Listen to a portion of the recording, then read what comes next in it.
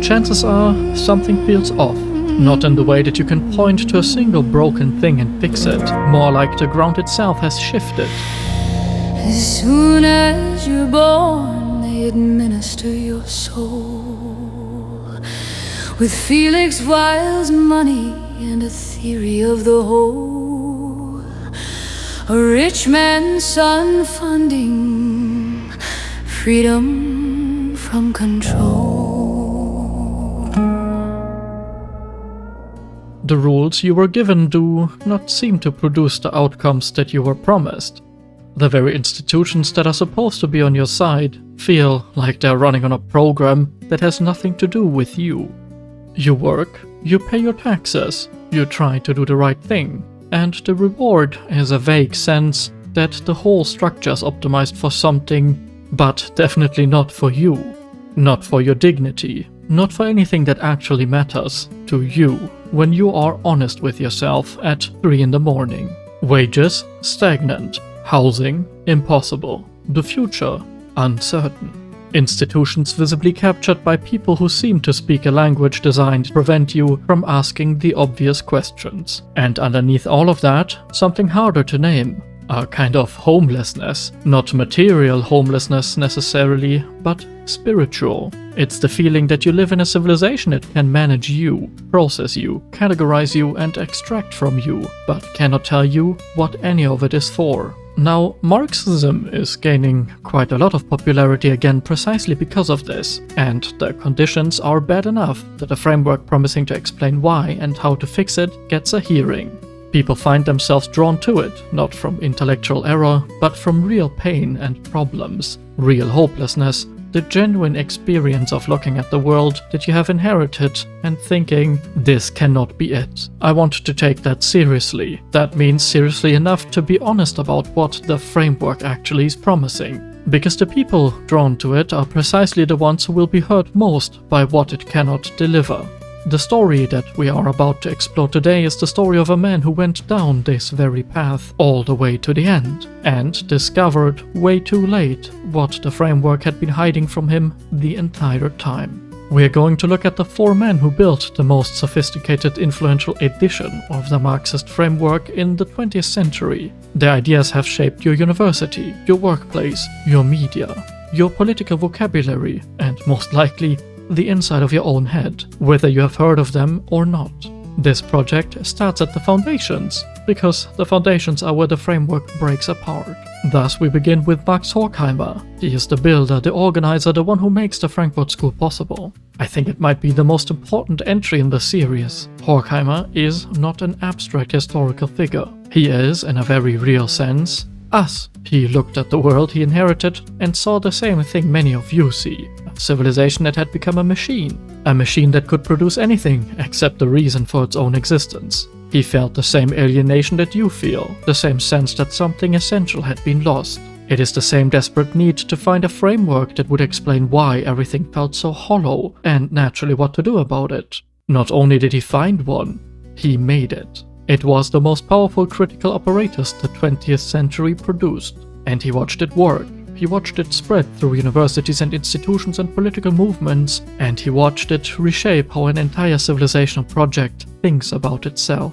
And this inevitably forced him to watch produce exactly the opposite of what it had promised. Not liberation, not human flourishing, but a new kind of cage, more sophisticated than the old one, more total and structurally identical to the very thing that it claimed to be fighting. He is also the first of the 4 to notice this very problem. Thus, he is the first to reach, quietly at the end of his life, for something his own system had made impossible. This is what makes his story not just historically interesting, but personally urgent, because we are, right now, collectively, at the exact point in his biography where the framework starts to fail.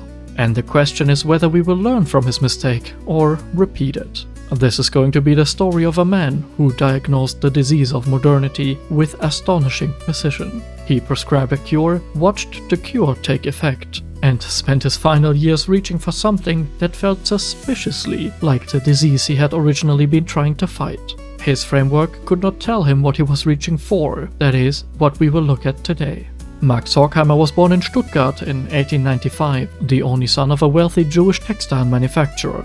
His father was not a scholar nor an intellectual. He was a businessman, successful, assimilated, and exactly the sort of man that the 19th century had taught Jews they were allowed to become. A contributor to the German economic miracle, respectable, accepted, and useful. Horkheimer is now being groomed to take over the family business, but he does not. At 18 he starts reading seriously. At 20, he is conscripted into the German army for the First World War. Though he never sees direct active combat, there is a family story about the father pulling strings to keep his only son out of the trenches, which, if true, adds another layer to what follows. He returns from the war convinced that the bourgeois world of his father is not the foundation of a civilization, but rather the engine of its destruction. He will spend the rest of his life attempting to dismantle, intellectually, the world that made his own existence possible, which is by now a rather funny reoccurring theme. Horkheimer is a rich man's son who devotes his life to dismantling the conditions that made his father rich. And the framework he builds to accomplish this, critical theory, is funded at every stage of its development by exactly the inherited bourgeois capital that he is critiquing. Felix Wilde's father made his money in grain. Horkheimer's own family money underwrites his early career. The institute operates on a capitalist endowment, and thus the rebellion is financed by the thing it is rebelling against. Now, when Horkheimer begins to theorize about instrumental reason, about the way modern rationality serves domination rather than liberation, he is theorizing from inside the most comfortable possible position. He has never worked a factory job, he has never missed a meal, and his material conditions are precisely the ones that he will spend his life arguing against, which would, in the Marxist view, produce false consciousness. Now, Horkheimer makes a remarkable claim that functions as a through line for most of his work, and it has to be engaged with honestly to diagnose the problem.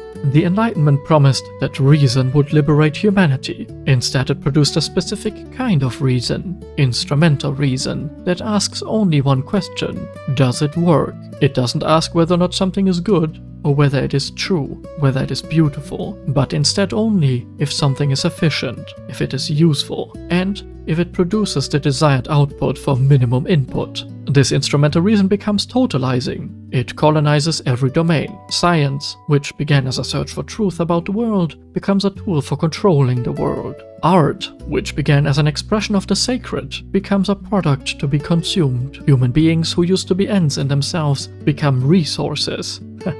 Human resources, as the language now has it. Every domain of human life is increasingly subjected to the question of efficiency, and anything that cannot be measured by efficiency is likewise dismissed as pre-modern residue that the machine will eventually digest. The final irony is that this instrumental reason ends up producing its own opposite. For Horkheimer, it is a civilization that organizes itself around rational efficiency that produces at the peak of its rational organization the most catastrophically irrational events in human history. Auschwitz is, among other things, a triumph of logistics, he argues. The extermination was not just an emotional outburst, it was a bureaucratic accomplishment: planning, transport, inventory management, efficient allocation of resources. The ultimate expression of instrumental reason is the industrial murder of human beings. And this diagnosis is correct, but it is only as correct as far as it goes. The question is, what is the alternative to instrumental reasoning?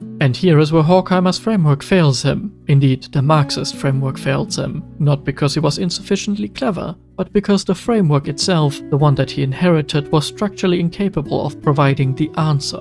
And to understand why, we have to understand what Horkheimer inherited from Marx, and what Marx in turn inherited from Hegel. This makes us go places where people almost never go when they try to criticize Marx. It is, however, at the root of his ideas that we find a problem so big that it makes the entire Marxist position indefensible. Now, Marx inherited from Hegel the idea that history moves through contradictions toward a resolution. Hegel's version was spiritual, the world spirit coming to know itself through human consciousness. Marx stripped the spirituality and materialized the whole machine. History still moves through contradictions, but the contradictions are economic. The actors are classes and the resolution is the classless society, which is totally not materialist heaven. Wink wink. But by materializing Hegel, Marx commits what you might call the original sin of the dialectic. He takes a framework designed to handle spiritual realities, the development of consciousness, the self-recognition of the absolute, and demands that it process only material ones. Anything that is not material becomes, in the framework, either epiphenomenal, ideological, or sentimental. This makes religion the opium of the people. Beauty is luxury of the leisure class. The sacred is false consciousness. Tradition itself is the accumulated prejudice of previous modes of production. These ideas are not engaged with, they are categorized, and the categorization is itself a dismissal. There is no room for the irrational within the materialistic framework. Horkheimer inherits all of this. The Frankfurt School is explicitly Marxist in its starting premises. Now, while it is willing to ask questions that Moscow line Marxists would already consider settled, it does not question the materialist foundation itself, because it cannot. Materialism is the ground from which everything else is built. But this foundation is incoherent, as we will look at in a bit. But before we do so, I want to put two pieces on the table that the rest of our little journey here will depend on. The first one is Hume's law. David Hume observed something almost embarrassingly simple. You cannot derive an ought from an is. No description of how the world is can produce by itself a claim about how it should be. You can describe inequality forever, but you cannot, from description alone, generate the conclusion that inequality is wrong. To get to wrong, you need a premise that exceeds the descriptive, a moral standard, a sense of the good, an abstract instance against which the worldly is measured. Our second companion on this journey will be the word God itself. See, the English God and the German Gott descend from a Proto-Indo-European root meaning roughly that which is invoked, the one who is called upon, the addressee of the appeal. Linguistically, God does not name a being whose properties we list off. It is a position. To be more precise, the position of being called toward from outside the world. The invoked one, the totally other. Now, this is not a religious aside, it is the linguistic structure of value judgment as such. Every judgment that something is good, true, or beautiful requires a criterion, so something that justifies it.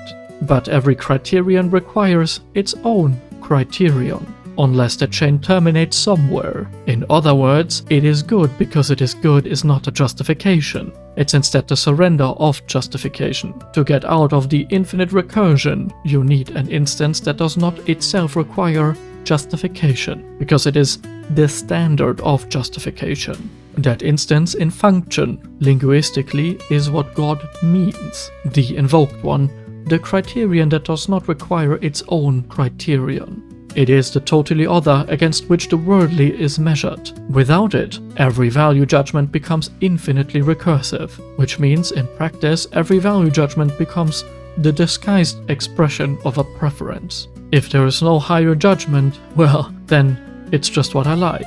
Mine against yours, my class against another class's, and the resolution of preferences without a hierarchy above them is just power, isn't it? The strongest preference wins out, and naturally that is mine. I want you to hold on to both of these ideas. Hume's law, you cannot derive an ought from an is, and the linguistic function of God as the one called upon from outside. Because we are now going to watch Marx attempt to run a system that needs both, while officially having neither. See, Hegel's dialectic was built to carry spirit towards self-recognition. The architecture, so thesis, antithesis, and synthesis, the movement of contradiction toward higher resolution. The long arc of history bending toward the absolute. This presupposes that history is going somewhere in a normative sense, so that it should go somewhere. There is a telos, an endpoint, a meaning. The motion of contradiction resolving into synthesis is not just a description of how things change, it is a claim that change itself is meaningful, directed and ultimately redemptive. That, gentlemen, is the spiritual birthplace of progressivism. This whole ordeal, however, is a religious structure. Hegel knew this. He was an idealist working with what amounted to secularized theology. It is in essence God coming to self-consciousness through history. Basically a less schizoid version of Nick Land, which will be one blast of a video if we ever get to him. Anyway, the dialectic only generates motion because there's something on the other end pulling toward it. Without the absolute, there is no reason for contradictions to resolve rather than persist. Now Marx takes the architecture and strips out this spirit.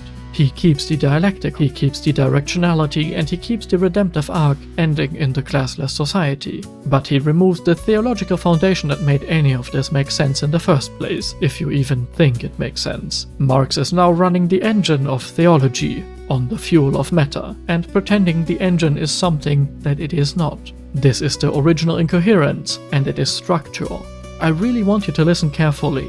There is no reason, on strictly materialistic terms, for matter to develop toward any particular state. There is no reason for contradiction to resolve rather than persist, and there is no reason to think history has a direction at all. These all are theological intuitions, claims about meaning, purpose, and redemption that only make sense within a framework that admits these as real features of the universe rather than projections of class consciousness. Marx, however, imports them while denying that he is doing so. He needs them, or his entire system collapses into the observation that things change. Which is true, but not interesting, and certainly not revolutionary. Now, we have to dig down a bit deeper, and that would probably cost us too much time. But the Feuerbach inheritance makes this even tighter. See, Ludwig Feuerbach argued that God is a projection of human essence, that theology is anthropology in disguise. Marx absorbs his writings in his youth and turns it political. The religious longing for redemption is really a longing for materialist liberation. The suffering Messiah is really the proletariat, and the kingdom of God is really the classless society. As such, the revolution carries the apocalypse. The bourgeoisie carries the role of the fallen. Well, I'm not the first one to notice all of this. Famously, Erik Vögelein did so as well. But just take your time to understand what this actually commits Marx to. He is using a Christian theological architecture to explain why his materialist program is the meaningful end of history, while simultaneously at the same time claiming that all such theological structures are illusions to be dispelled. But you cannot have it both ways. Either option A, religion is just a projection of material conditions, in which case the redemptive arc of Marxism is also a projection, and there's no reason to take it more seriously than the Christianity that it was meant to replace. Communism becomes just another secular religion. Option B, the redemptive arc of human aspiration tracks something real, in which case there is something in human existence that exceeds material relations, meaning, purpose, telos, the sacred, and materialism is thus false at the root. Or to put it in much more simple terms, either Marxism is just another religion and religions do not mean anything, or it is a religion, in which case it is the only true religion, but it itself claims that religions cannot be true. Now this is not a clever philosophical gotcha, it is the structural fact about every Marxist argument that follows. See, anytime a Marxist makes a rational scientific sounding claim about where history must go, what justice requires and what it means, or what liberation looks like and why it is good, he is really smuggling in theological content into a framework that has officially banned theology. The form of the argument requires premises that the content of the argument denies. Burn this into your brains. We will see it at every stop in this series. Whenever Adorno tells us what beauty really is, whenever Marcuse tells us what liberation really requires, or whenever any Marxist tradition tells us where history is really going. They are all reaching for the theology that they have officially rejected, because their framework cannot move without it. But this makes every reach incoherent on the framework's own terms. This is what makes Marxism a genuinely retarded position to hold. Now, with this incoherence visible, the diagnostic error of the Frankfurt School becomes much clearer. See, it is not only that they pointed at the wrong enemy, it is that the framework they inherited guaranteed that they would point at the wrong enemy, because the framework was structurally incapable of seeing its own motive, but in opposition to the Marxist materialism stands, not just me, but also the antique humanist tradition. It is the very same one that runs from the Greeks through Christian humanism into the cathedrals. This tradition begins from a different place entirely. It sees the human form as a bearing of a divine claim. It is fundamentally irrational. That is why the Greeks sculpted athletes, not as pornography, not as propaganda, but as evidence. The human body is beautiful because man carries something sacred in him. The cathedrals point upwards for the same reason that our bodies point upward. Both are gestures, performance, excellence, beauty, sacred order. In this tradition, these are not decorations on top of the real material world. They are instead how the real world makes itself known. The material and the sacred are not separate domains. One is the visible face of the other. Now, Marx's framework cannot hold this. By construction, it can only validate claims that reduce to material relations. Beauty as evidence of the transcendent is not a position that can be engaged in. It can only be categorized as ideology, an epiphenomenon, or sentiment. The immaterial is illegitimate. For the Marxist, this is the end of the conversation. This is why the Frankfurt School gives the wrong answer. They look at Germany in the 30s and ask what went wrong, and the answer they develop across decades of work through Horkheimer and Adorno and Marcuse is that it was the totalizing structures, the strong collective identity, the appeal to the sacred order, to beauty, to the cathedral, to the people, to tradition. These are the things that produced fascism, guys, for sure. Any civilization that retains strong collective identity, rootedness, sacred hierarchy, or beauty as evidence is naturally one step away from Auschwitz. This is obviously profoundly wrong. Fascism is not produced by the cathedral, it is produced by the factory. National Socialism in particular is a thoroughly modern, materialist, and historically progressive, industrially organized project.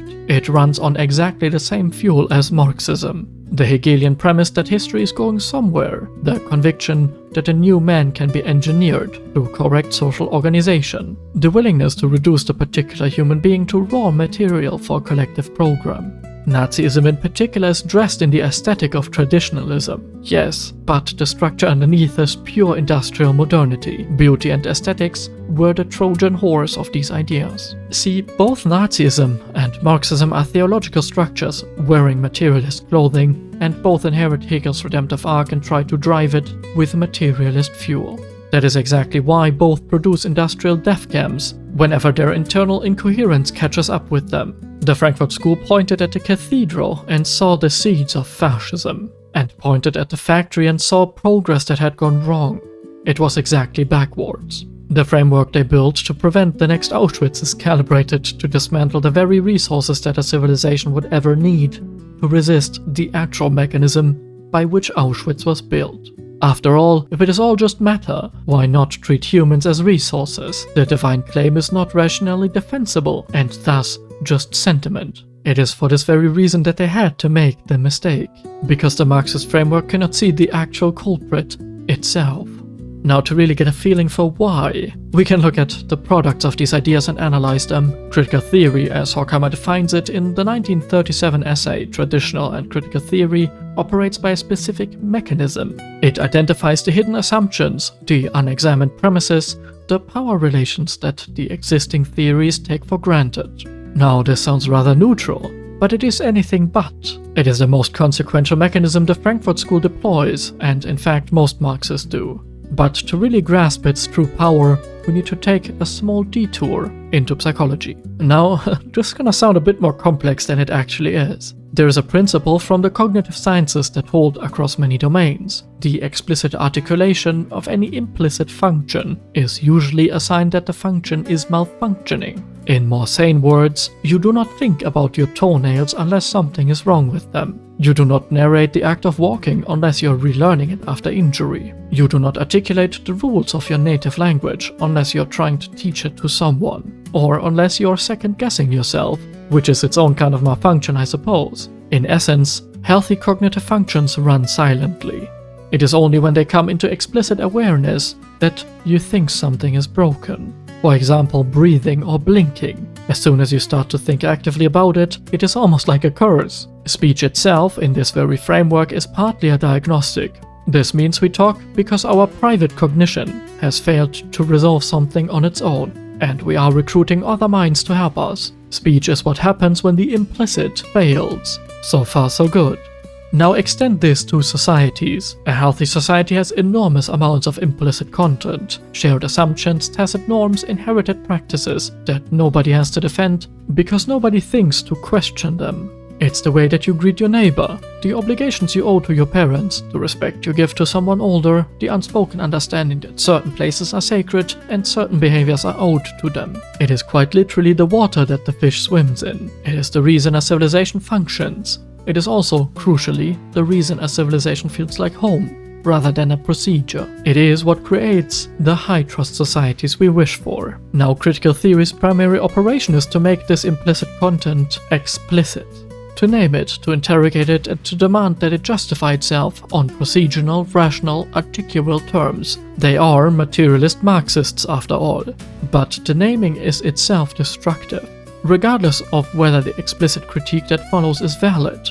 Just think about it. Dragging an implicit structure into the light of explicit analysis changes its mode of existence. It weakens its position. Just by the nature of what speech alone is, speaking happens to find a problem. If there's nothing to talk about, then everything is fine. A tradition that has to defend itself in procedural terms has already lost what made it a tradition. The moment that you're debating what it means to be German, being German is already over. It became a process instead of something spiritual. In this light, it is quite funny to see some conservative commentators make fun of the Somali girl trying to argue what it means to be Somali, and then name bananas and rice twice in a row.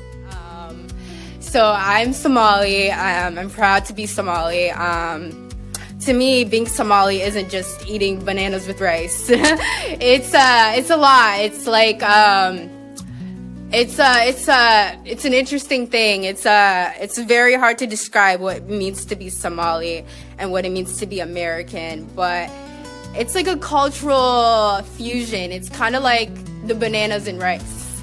You know, people don't really see, like, you know, it's you know, people don't think, oh, you can eat bananas with rice, but that's what it's like to be Somali and American. It's like that combination of banana and rice, but you're gonna get what I mean. Yeah, I get it. Funny average IQ slander, but the reality is that the grounds on which this question is asked cannot provide the proper answer. Some things can survive being made explicit, the rules of chess, the procedures of a bureaucracy, things that are already rational all the way down. But the deep content of a civilization, the things that make it actually function, are not rational all the way down. It is rooted in the implicit, and dragging it into the explicit is a form of violence to it, even when the violence is well-intentioned. This is very well addressed by Michael Oakeshott in Rationalism in Politics, which naturally almost nobody in the Frankfurt School tradition ever engages with. And you can see why they wouldn't want to, but honestly, they don't even have to. Even if my or his assessments are correct, the genie cannot be put back in the bottle, can it? You cannot unspeak what you have made explicit. It is exactly here, where the structural incoherence we identified earlier surfaces again. The implicit content of a civilization is not articulable in materialist terms because it is not material. It is the residue of generations of accumulated meaning, lived practice, and sacred ordering. Critical theory cannot engage with it as content. It can only engage with it as suspicious. So it names rational discrepancies, things that don't make sense, and thus it has to destroy them. This very destruction is marked as progress, because the framework has no category for what is being destroyed. Now, while the banana and rice thing is kinda funny because it's not our culture that is being dragged through the mud, let's make it a bit more concrete, shall we? Consider the nation-state. The word nation comes from the Latin natio, meaning birth, lineage, descent. It is at its root a claim about who you are born from and who you belong to as a consequence of that birth. The Greek equivalent to this is the ethnos, which is why, as a side note, ethno-nationalism is, etymologically speaking, at least a tautology. Our modern usage of these words has drifted, so that ethnic and national are now treated as distinct categories, but the older meaning is the one that the institutions were actually built on. As such, the nation-state is the Latin natio, given structural form. A people understood as a lineage with shared origin and destiny, organized politically around a territory and a set of institutions. These institutions carry the content, and the content is the people. Now, how does such a nation-state justify itself? The answer is, it doesn't, and it doesn't need to. It simply is. The legitimacy is implicit. We, the people, govern ourselves, and the we is not something that requires explication, because everyone knows who the we is. They speak the language. They share the winters, they look like us, they know the songs, they buried their grandparents in the same ground that their grandchildren will walk on. Now the critical Marxist, he will ask us, what do you mean by we? Who exactly are you? By what right do you make this claim? Justify yourself. But the question cannot be answered in the terms in which it is asked, because the we is not a procedural construction. It is rather a fact about history, ancestry, shared memory and shared language, shared landscape, and a shared fate. You can never reduce it to a list of criteria without destroying what it is. And any answer you give, any attempt to make the implicit explicit, will be inadequate, insufficiently inclusive here, insufficiently precise there, insufficiently justified everywhere. The question alone does the work. The nation has been forced onto procedural grounds where it cannot win. It has been asked to defend itself in the language of the very rationalism that is structurally incapable of seeing what it is. Thus, in an attempt to legitimize itself, it builds bureaucracy. It becomes the managerial state and gets reduced to institutions that can justify themselves in procedural terms, because procedure is the only form of legitimization. The nation as a lived inheritance is thus replaced by the state as an administrative apparatus, and this apparatus operates on what Horkheimer himself diagnosed as pure instrumental reason, efficiency, throughput, compliance, and metrics, because materialism can only speak in that language. We arrive thus in the current day, and it is precisely the logical conclusion of critical theory applied to institutions over decades. Horkheimer certainly did not want managerial tyranny. He would have been horrified by it, in fact he was. But his framework produced it anyway, because it cannot distinguish between an institution that deserves its authority and one that does not. The only thing it can do is demand explicit justification, and that demand applied to every institution dissolves the ones whose legitimacy was implicit, while leaving intact the ones whose legitimacy was always merely procedural. This is why you have people telling you that you need speech laws, because the process by which law is legitimized will in turn legitimize your speech. That is the only conclusion to which materialism can come to. In other words, the cathedral cannot justify itself to the rationalist, the bureaucracy can. This is why modernity looks the way that it does. Now, after this very, very long excursion, we come back to Horkheimer, who, after the war, returns from American exile in 1949 to Germany. He rebuilds the institute in Frankfurt and becomes the rector of the university, a very respected public intellectual. He watches the country rebuild and his own students carry his framework into the universities, and then he watches what his framework produces, the 1960s. It is everything that is fake and gay about today. It is the student radicals demanding the dismantling of every institution, the sexual revolution applying Marxian eros liberation to actual human relationships. It is the attack on the family, on religion, on the university itself, by students who have absorbed critical theory as dogma without ever having encountered the catastrophe it was built to explain. Horkheimer and Adorno are flashed titties in their lecture room. They are horrified. In his later essays, he begins to write about what he calls the longing for the totally other. Well, a phrase carefully constructed to be sayable within his own framework, while meaning something that this framework cannot quite hold. We spent an awful lot talking about Hume's guillotine, that some of you might have certainly forgot the other half of the thing that we should have held on to, God. He is the totally other, transcendence, the horizon beyond material relations, the invoked one, the position called toward from the outside world. Horkheimer has in essence reconstructed, from inside a vocabulary that forbade him the word, the literal, linguistic function of the word God. He cannot say it because it's forbidden. If Horkheimer's life was a short story that I wrote, I would call it, I have no religion, but I must believe. Later in life, he writes approvingly of religion, in passages that would have been unthinkable in his younger work. He defends bourgeois liberal institutions, the very ones that he spent his career dismantling, on the very reasonable grounds that they are better than what is replacing them. God, was he right, but now it's too late. Yet he refuses near the end to allow some of his earlier radical writings to be reprinted, because he does not want them fueling movements whose implications he now finds appalling. There we have it. The architect of critical theory, at the end of his life, is trying to put the genie back in the bottle. He, just as well as us, cannot. The tools that he built are working exactly as designed, and the design cannot be modified without abandoning the whole project. What he recognized is not something new. In fact, he's only now recognizing that something was always missing. It is something that the framework had been hiding from him for 40 years. He had built a cathedral with no God in it. The cathedral worked, well, structurally at least for a while, because it was running on the residual power of the very thing it had denied. But once that residual goodwill ran out, what was left was a building that no longer remembered what it had been built for. His longing for the totally other is the ghost of the theology that every Marxist has pretended they could do without. I really want to explore this with you guys, because it has to be felt rather than explained. But I get ahead of myself. See, there is the scene in Return of the Kings, I'm sure you're all quite familiar with it, where Aragorn is crowned. He has led armies, he has risked his life, he fulfilled the prophecy and returned the king to Gondor, and the 4 hobbits who have walked with him approach him and begin to bow. Aragorn, however, stops them. My friends.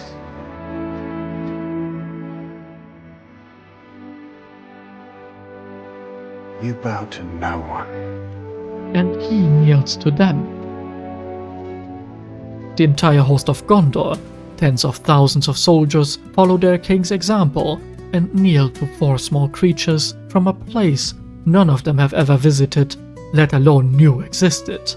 The tall kneel to the small.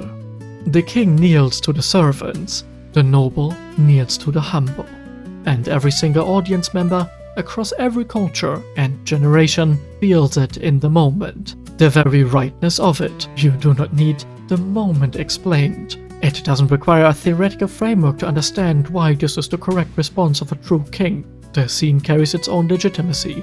It is implicitly right. The beauty is the argument. Just as with the nation-state, let's try and justify this on the terms of critical theory. Naturally, we cannot. The framework categorizes everything in the scene as suspicious. Aragorn's kingship is a totalizing structure. His nobility is essentialist. The Hobbit's service is a product of hierarchical social relations. The tears in the audience's eyes are false consciousness produced by the culture industry. The whole scene is ideologically charged, and this sounds all also very smart and intelligent. I'm sure you would get a B on your social science course if you wrote about it. But it is only intelligent until the very same people that make this critique are forced to produce anything. It is then when we get Orc Lives Matter, unironically as a product, Sauron as a misunderstood rebel. See, the Orc family and the baby only want to have a quiet life, and they're just being oppressed by the good guys. Like, the genuine inversion of everything that made the original good. We can see that the analysis is wrong in a deeper sense, because the original scene in Return of the King is not ideology. It is exactly what it shows us to be. It is a true king. It is a fragment of the sacred order that antique humanism took as its starting point. It is the highest and noble form of humanity bearing a divine claim. It is beauty as evidence, it is the very aura, in Benjamin's sense, to whom we will get eventually, made visible. It is what Horkheimer was reaching for when he wrote about the totally other. An order of meaning that is not produced by material relations alone, but participated in by them. It is the material world as a testament to the divine. Some things need to be felt and lived, and not critically questioned. Horkheimer, however, spent his life building a framework designed to question everything, and he spent the end of his life reaching for that which cannot be questioned. All of this is quite heavy to digest, but it could not be more important for today's political climate, because we are all living as a civilization inside of Horkheimer's late life longing. That's right, we are all Horkheimer. And it's not just us, it is the pattern. Every single time that these ideas have been applied, every generation, every country, every institution, the arc of progression is the same. The Marxist framework promises liberation and only delivers dissolution. The people who applied it look around at the wreckage and reach, instinctively, for the very things that the framework told them to destroy. And the next generation picks up the framework and does it again. Because real communism has not been tried yet, right?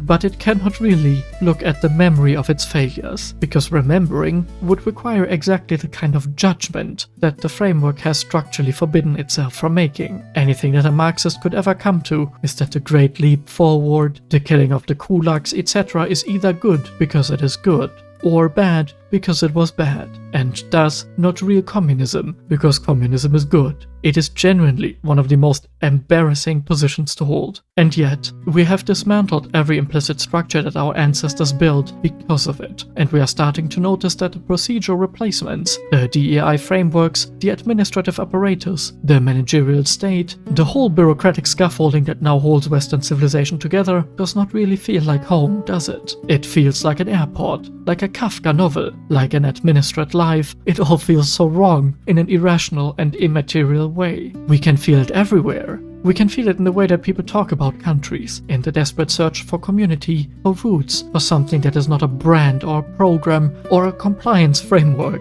You can feel it in the way that young men especially are reaching for meaning in places that the official culture has declared off limits. Traditional religion, national identity, hierarchy, excellence, beauty, the sacred. All the things that the framework marked as dangerous. All the things it told you were one step away from fascism. And yet, here we are, reaching for the totally other. Without being able to name it, without having a framework that permits the name. We feel the loss of what was implicit, and we feel the weight of what has been made explicit and procedural. The boot under which we all live now. And then we feel, watching Aragon kneel, something we do not have a permitted vocabulary for. And the feeling itself will not go away, just because we have been told it is ideology. Horkheimer's story is not a historical curiosity. It is a warning to us all. It is the proof of concept for the failure of Marxism. He was smarter than almost anyone applying these ideas today.